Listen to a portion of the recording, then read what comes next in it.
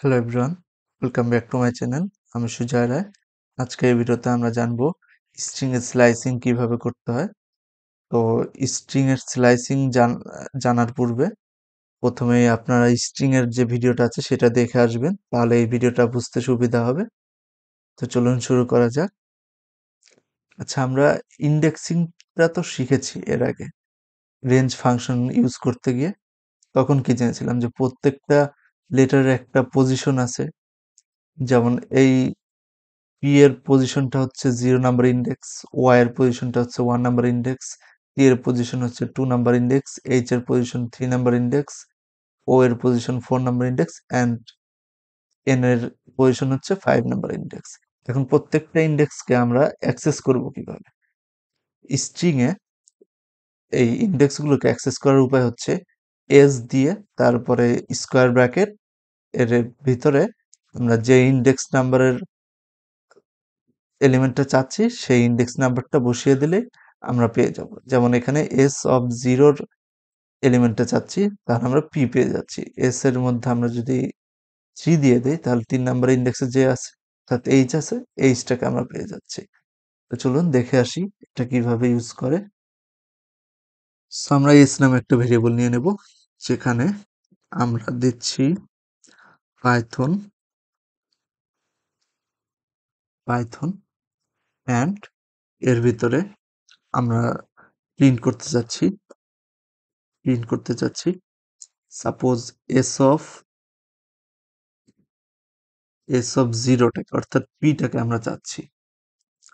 সেখানে যে পিটা আছে 0 নাম্বার ইন্ডেক্সে, সো এটাকে আমরা অ্যাক্সেস করতে চাচ্ছি। তো এটা যদি আমরা কারেন্ট ফাইলে রেখে রান করি, তাহলে পি চলে আসবে। এই যে পি চলে এসেছে। এখন যদি আমরা অন্য কিছু চাই, সাপোজ 3 নাম্বার ইন্ডেক্সে যে আছে তাকে চাচ্ছি, সেটাকে যদি রান করি, তাহলে 8 চলে এসেছে। এবং যদি আমরা একটা ইনভ্যালিড নাম্বার দেই, সাপোজ এটার লেন্থ বেশি হবে না, এটার লেন্থ হবে 6, আমি সাপোজ 8 নাম্বার ইন্ডেক্স চাচ্ছি, সো এটা আমাদেরকে একটা এরর দেবে, string index out of range. অর্থাৎ স্ট্রিং এর যে রেঞ্জটা আছে, ইন্ডেক্সের যে রেঞ্জটা আছে সেটার বাইরে চলে গেছে এটা। সেজন্য এটা আমাদেরকে একটা এরর দেখাচ্ছে।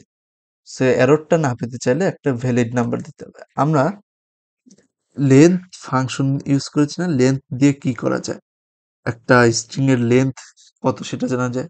সো আমরা যদি লেন্থ অফ এস -1 দেই, তাহলে কত আসবে?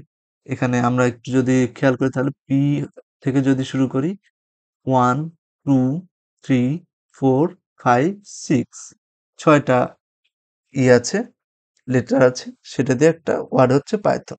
সেই 6টা লেটার থেকে একটা যদি বাদ দেই, মানে 1 যদি বাদ দেই, তাহলে থাকে 5।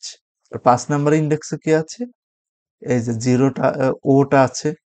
এই ওটাকে যদি আমরা এখন প্রিন্ট করতে চাই, তাহলে এন চলে এসেছে। কেন এসেছে? কারণ এটা ইন্ডেক্স নাম্বার হবে, লেন্থের নাম্বার হবে না। এখানে 0 1 2 3 4, এই যে 5 নাম্বার ইন্ডেক্স আছে এন, সো এন চলে এসেছে। সো এটা দেখে ফেললাম যে কিভাবে ইন্ডেক্সের মাধ্যমে আমরা কোনো একটা পার্টকে অ্যাক্সেস করতে পারি। তো চলুন দেখা এখন স্লাইসিং কিভাবে করে।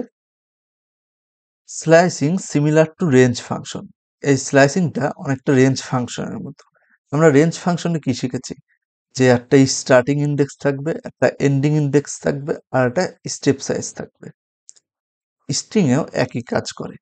এখানে আমরা প্রথমে ভেরিয়েবলের নামটা দেব, দেন একটা স্কোয়ার ব্র্যাকেট দেব, তারপর একটা স্টার্টিং ইন্ডেক্স দেব, তারপর একটা এন্ডিং ইন্ডেক্স দেব, তারপর একটা স্টেপ সাইজ দেব যে কোথা থেকে শুরু হচ্ছে।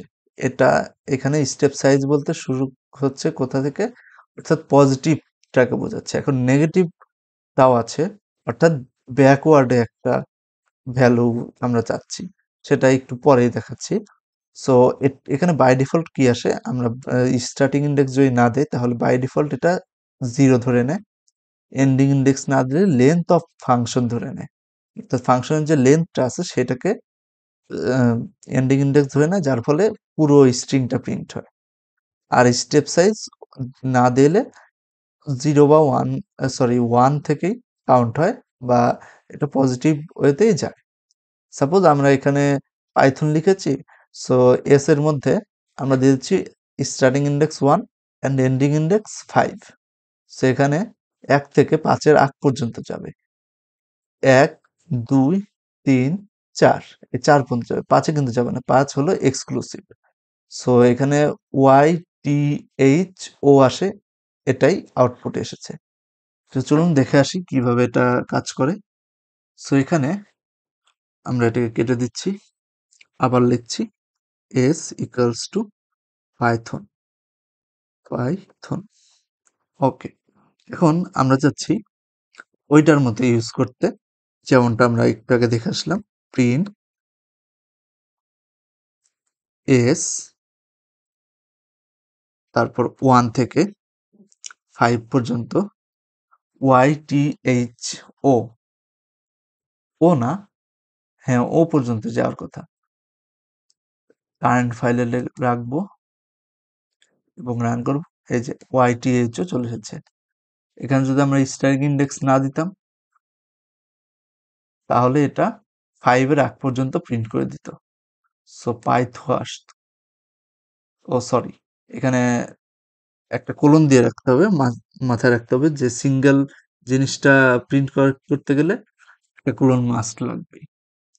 সো আমরা এখানে একটা কোলন দিয়ে দিচ্ছি। এখন যদি রান করি তাহলে পাইথন চলে এসেছে। এখন যদি এন্ডিং ইন্ডেক্স মিস করি তাহলে এটা পুরোটা প্রিন্ট করে দেবে। সো পাইথন চলে এসেছে। এখন এটা তো গেলাম পজিটিভলি। এখন যদি আমরা চাই নেগেটিভলি, পজিটিভলি বলতে যে বাম থেকে আমরা ডানে গেলাম। এখন যদি ডান থেকে কোনো একটা নাম্বারকে বা ওয়ার্ড লেটারকে অ্যাক্সেস করতে চাই, সাপোজ এই এনটাকে চাচ্ছি কিন্তু আমরা ব্যাকওয়ার্ডে কাউন্ট করতে চাচ্ছি, তাহলে কিন্তু আমরা দিয়ে দিতে পারি সাপোজ 1 থেকে 5 পর্যন্ত, কিন্তু একটা কোলন দিয়ে দিতে পারি -1। সেটা আমরা যদি পিছন থেকে চাই তাহলে -1 দিতে হবে। সো এটার আগে 2টা কোলন দিয়ে নিতে হবে। 2টা কোলন দিলে এটা ব্যাকওয়ার্ড থেকে কাউন্ট হবে, এন থেকে পি পর্যন্ত প্রিন্ট হবে। সো আমরা যদি রান করি, এই যে N O H T Y P, এটা কিন্তু ব্যাকওয়ার্ডে কাউন্ট হলো। এটাই আমরা বলছিলাম যে এটা পজিটিভলি হলে বাম থেকে ডানে যায়, আর নেগেটিভলি হলে ডান থেকে বামে আসে। সেটা অবশ্যই মাথায় রাখতে হবে। আজকের ভিডিও এই পর্যন্তই। আমার ভিডিওটা যদি ভালো লেগে থাকে please subscribe to my channel. আমার ভিডিওটাকে প্রচুর লাইক করুন, শেয়ার করুন, কমেন্ট করুন। কোথায় কোয়েরিজ আছে। Thank you so much.